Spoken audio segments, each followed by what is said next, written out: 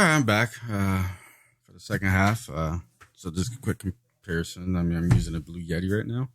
It does kind of pick up a lot when it's sitting on my desk. So I would love to see like an anti-vibration or something in it, but I'll try it on my arm later and see if it still picks up. It seems to pick up a lot. So I don't know. Pretty far from it. Sitting. Well, about almost the same distance. So this is pretty loud. Now, what I like about the Blue Yeti is that I can turn a button here, and it turns the volume down from what you hear from me, or up. On the back side, easy to hit, so that's a negative, but you can change the modes quickly to either being on the front mic only, the front and back, so if you sit across with someone to talk, or like a 360. There's like 3 or 4 different modes for that. And then one that's kind of, I guess, more on the back, not so much on the front. Maybe, I don't know exactly. I'll have to look at that one. But comparison. Right now, I'm using the avermedia mic, about the same distance, talking the same.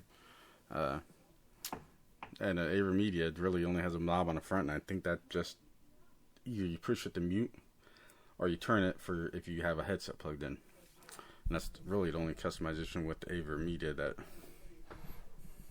So. Oh, then they have the PCM monitoring or whatever button on the back that you can do. Anyways, back to this. So, I'm just saying with the Blue Yeti, you could push that as well. One thing, I'm back on the Blue Yeti too, by the way. The software is the Logitech G-Hub. So I already have a keyboard and mouse, so I like that. It picked it up right away. And with that software, you could actually go in and change a lot of settings on it. Avermedia, I mean, $70, I believe. 110 normal. This one's 100. The Blue Yeti's 170. Didn't have any of that with the software. So you pretty much have to find software to customize your avermedia.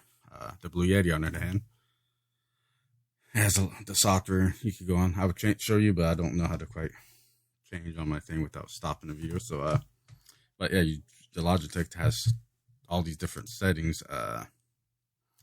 through its program that you could change. There's an enable blue voice, so you can kind of go and change your voice a little bit, like broadcaster modes, which kind of gives almost like an echo. I'm on crisp and modern. You have warm and vintage. Like right now, I just swapped them warm and vintage. You have like FM station right here. So I was in FM station 1. This is an AM radio station. This is the broadcaster 1, broadcaster 2 mode, and a classic radio voice. Back to crisp and modern that I have, and you can kind of customize a little bit on your own. You could the gain on it, your output. It has a few others in there as well as you could browse more presets. You could customize it. Another thing I love is looks like you could actually you could change your headphone if you add a headphone into it. You could do some customization with the headphone part. And you could also change like the lighting and stuff. So I don't know if let's turn live, and you got your mute. So live, if I want more of an orange, let's see. Does it change it right now? Or does it have to restart? Oh, I think that's the front. You see that? Yeah, not the talking part, but the front part. This is the mic. So that one. Now, hopefully, we'll change. Let's do orange in the front. What's that? It's supposed to be the buttons. Okay.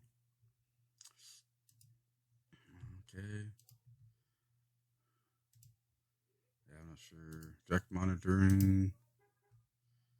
So, well, at least the front did. I mean, might have to reset it, or I don't know what. Oh, LED. There we go. So normal.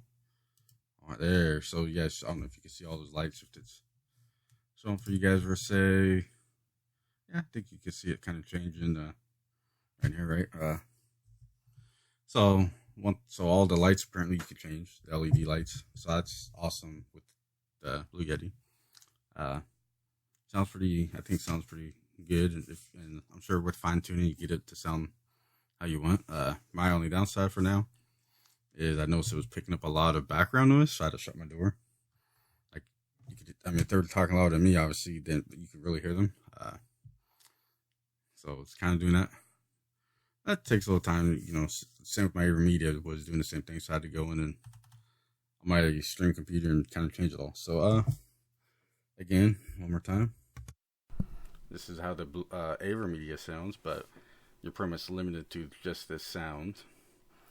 And back on the Blue Yeti, like I said, you could actually, I think I did earlier, you could actually kind of change the sound. You go into settings, because I actually it has it on the computer. Again, the mount, I'd love to see it more shockproof, because you don't have a arm to put it on. It's going to be on your desk, and it kind of vibrates too. It'd be nice somehow if they came out with that. You can change the color on it, which is kind of cool. Heavy, I mean, it's real heavy, so feels durable. We'll see how it lasts. But yep, that's a comparison between the two that I have for now. Like I said, 70 or 170, $100 more. If you think it's worth it. I mean, it's cool to have all the effects. Cool to be able to change it. So, like changing your settings on it. And I think it might be worth it. If not, avermedia, I don't think sounds too bad for a mic. All right, thanks.